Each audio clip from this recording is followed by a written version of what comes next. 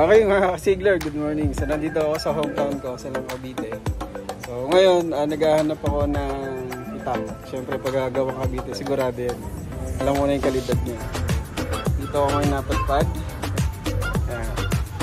Ito si Kuya, yung ating binilihan ng itak. So, marami dito ang itak, mamimili lang kayo.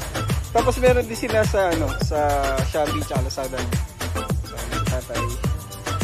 So ano pong pangalan natin kayo? Ako si Jet. Ano nyo kami sa TikTok, Shopee,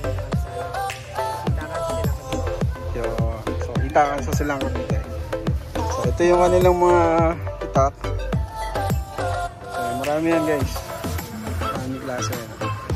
So kung naghahanap kayo ng mga buli, ito masarap higaan sa kubo yan. Tapos sa lakot, yan. Tapos ako bumili ako ng isang ganon. Tapos isang, ito yung model natin, no? So ito yung bili ko. Bumili ako ng isang binakol, pang tabas, tsaka pang iko. So ayan yung pang tabas. Tapos yung ating binakol, yan siya. Tapos yung ating iko. Mga piko natin dito, ano yan?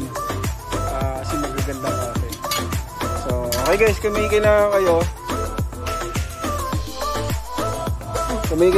mga itaka natin yun na sila sa Lazada at sa Facebook. Ay, sa Shopee. O kaya kung magagawi kayo dito sa bayan namin, sa Silang. Sa bandang bungad na building. Tapos bandang anang pagkakas. Palengke. Okay. Okay guys, maraming salamat.